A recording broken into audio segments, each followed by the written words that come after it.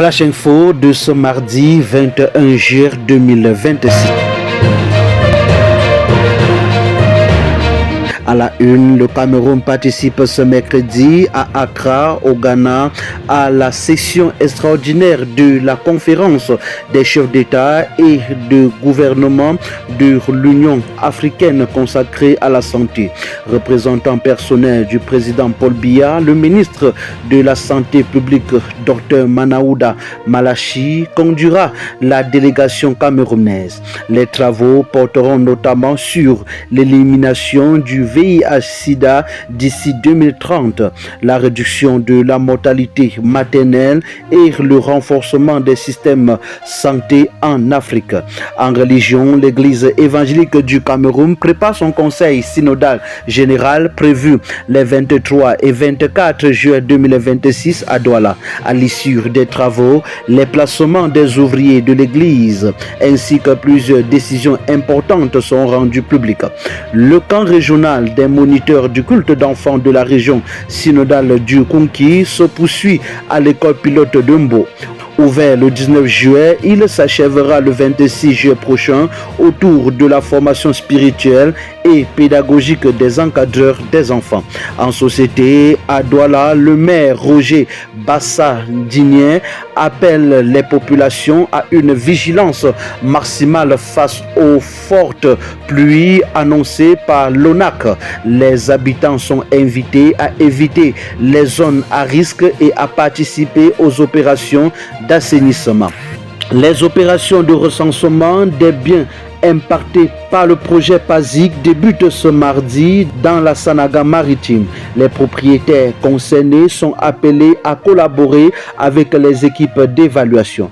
Le ministre des Transports s'est rendu au port de Douala après la collision de deux navires sur le Chéna d'Arcet. Une enquête est en cours et plusieurs mesures ont été prescrites pour renforcer la sécurité maritime.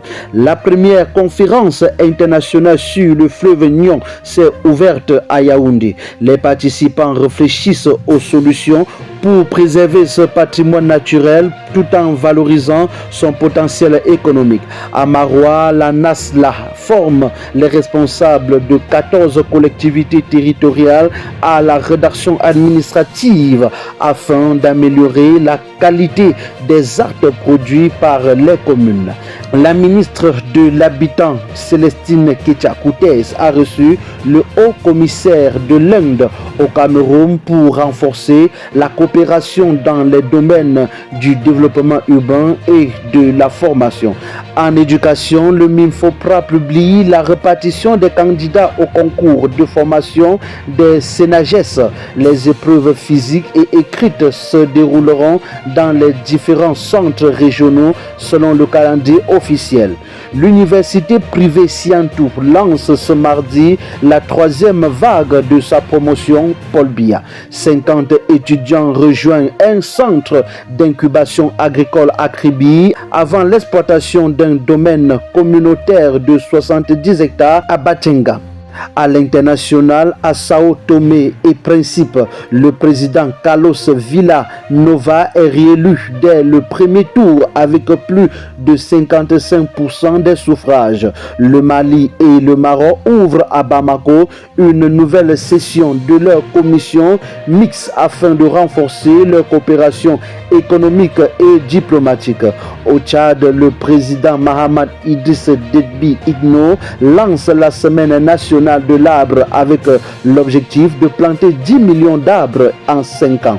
Le Sénégal apporte officiellement son soutien à la candidature de l'ancien président Macky Sall au poste de secrétaire général des Nations Unies. L'Espagne et l'Algérie poursuivent la normalisation de leurs relations diplomatiques avec la visite officielle du Premier ministre espagnol Pedro Sánchez à Alger. Et en sport, à Mora, 51 équipes ont reçu des équipements sportifs dans le cadre du traditionnel tournoi des vacances initié par le ministre délégué à la présidence chargé des marchés publics Ibrahim Talba Mala.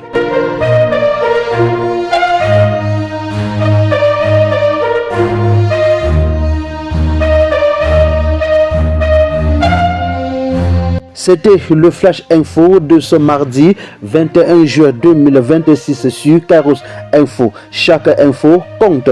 Merci de votre fidélité. Excellente journée à toutes et à tous.